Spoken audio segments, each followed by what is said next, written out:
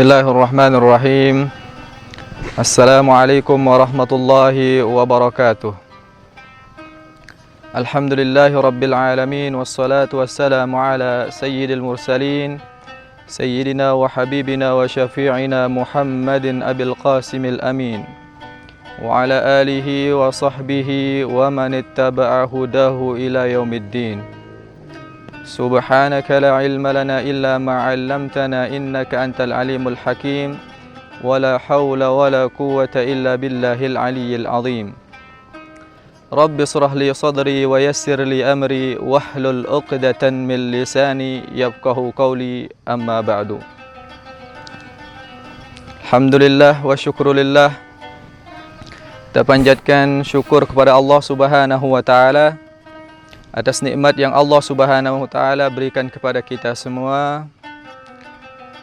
Salawat dan salam tak lupa pula kita haturkan kepada junjungan kita, Nabi besar kita, Nabi Muhammad sallallahu alaihi wasallam. Mudah-mudahan Allah Subhanahu wa taala menjadikan kita menjadi umat Nabi Muhammad sallallahu alaihi wasallam yang nantinya kita akan mendapatkan syafaat dari baginda Rasulullah sallallahu alaihi wasallam. Amin ya rabbal alamin. Ikhwani fillah, alhamdulillah kita bersyukur pada Allah Subhanahu wa taala atas nikmat yang Allah Subhanahu wa taala berikan kepada kita semua. Nikmat yang Allah Subhanahu wa taala berikan kepada kita semua, kalaulah kita akan mencoba untuk menghitungnya, tentu kita tidak akan mampu untuk menghitungnya. Wa in ta'uddu ni'matallahi la tuhsuha. Seandainya kalian mencoba untuk menghitung nikmat Allah Subhanahu wa taala, niscaya kalian tidak akan mampu untuk menghitungnya. Salah satu nikmat yang Allah Subhanahu wa taala berikan kepada kita semua, insyaallah, yaitu bulan suci Ramadan. Dalam hadis Nabi sallallahu alaihi wasallam menjelaskan, inna Rajab syahrullah wa Sya'bana syahri wa Ramadan syahru ummati. Sesungguhnya bulan Rajab itu adalah bulannya Allah Subhanahu wa taala. Kemudian bulan Sya'ban merupakan bulanku, kata Rasulullah sallallahu alaihi wasallam. Sedangkan bulan suci Ramadan adalah bulan suci bagi umatku. Oleh karena itu kita bersyukur sebagai umat Islam menjadi umatnya baginda Nabi sallallahu alaihi wasallam yang dikhususkan oleh Allah Subhanahu wa taala diberikan kemuliaan salah satu bulan, yaitu bulan suci Ramadan. Oleh karena itu sebagai umat muslim, bulan suci Ramadan insyaallah adalah bulan yang selalu kita nanti-nantikan. Mudah-mudahan Allah Subhanahu wa taala menjadikan kita menjadi orang yang bahagia dengan hadirnya bulan suci Ramadan ini. Oleh karena itu Rasulullah sallallahu alaihi wasallam dalam satu hadisnya, sebelum kita menjumpai bulan Ramadan, tentunya kita harus berbahagia dengan datangnya bulan suci Ramadan.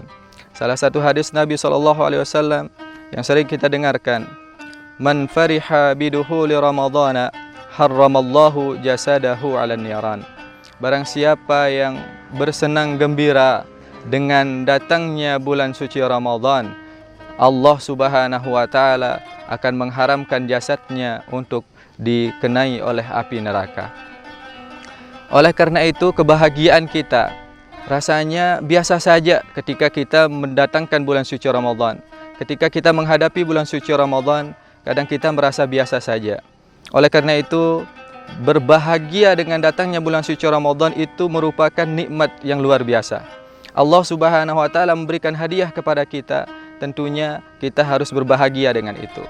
Kadang orang pun bingung dan bimbang kadang. Bagaimana kita bisa berbahagia dengan datangnya bulan suci Ramadan? Kebahagiaan itu akan diukur oleh hati, saudaraku. Oleh karena itu, ketika kita didatangkan dengan bulan suci Ramadan, kemudian hati kita merasa bahagia, kemudian kita merayakan dengan kebahagiaan, dengan ekspresi wajah dan lain sebagainya dengan datangnya bulan suci Ramadan, insya Allah itu merupakan nikmat yang luar biasa. Allah Subhanahu wa taala akan berikan pahala di sana. Oleh karena itu, salah satu yang menjadi dalil kita bagaimana ketika kita bahagia dengan datangnya bulan suci Ramadan, kemudian Allah Subhanahu wa taala akan memberikan satu nikmat di sana.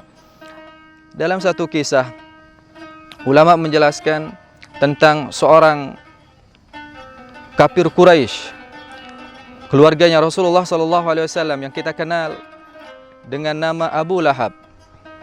Bahkan Abu Lahab ini sudah distempel oleh Allah Subhanahu wa taala akan menjadi penghuni neraka jahanam. Sebagaimana kita kenal dalam ayat Al-Qur'an, tabbat yada abi lahabin wa tab, ma aghna anhu maluhu wa ma kasab, sayasla naran zata lahab, wa imra'atuhu hammalatal hatab, fi jidha hablum min masad. Abu Lahab yang begitu namanya sudah disebutkan akan masuk ke dalam nerakanya Allah Subhanahu wa taala. Namun kata ulama, beliau diberikan keistimewaan oleh Allah Subhanahu wa taala, setiap hari Senin beliau diringankan siksanya di dalam kuburnya. Kenapa demikian? Lisururihi bi Ahmada, kata ulama. Karena beliau dulu pernah senang bahagia dengan lahirnya baginda Nabi sallallahu alaihi wasallam. Idza kana haza kafiran, katanya di dalam satu syair, apabila seorang yang kafir jaa dhimmuhu, sudah datang kepastiannya akan masuk ke dalam neraka, kemudian dia itu yukhaffafu anhu lisururihi bi ahmada, dia diringankan azabnya oleh Allah Subhanahu wa taala karena bahagianya lahirnya baginda Nabi sallallahu alaihi wasallam. Yang ingin kami sampaikan di sini adalah ketika kita berbahagia dengan datangnya bulan suci Ramadan, Allah Subhanahu wa taala tentunya akan memberikan suatu nikmat yang di sana. Kebahagiaan itu adalah pahala. Rasa kita bahagia dengan datangnya bulan suci Ramadan tentunya adalah pahala bagi kita. Oleh karena itu, mudah-mudahan Allah Subhanahu wa taala memberikan di dalam hati kita keindahan, kemuliaan, dengan bahagia kita didatangkan dengan bulan suci Ramadan ini. Kemudian Rasulullah SAW mengajarkan kepada kita semua.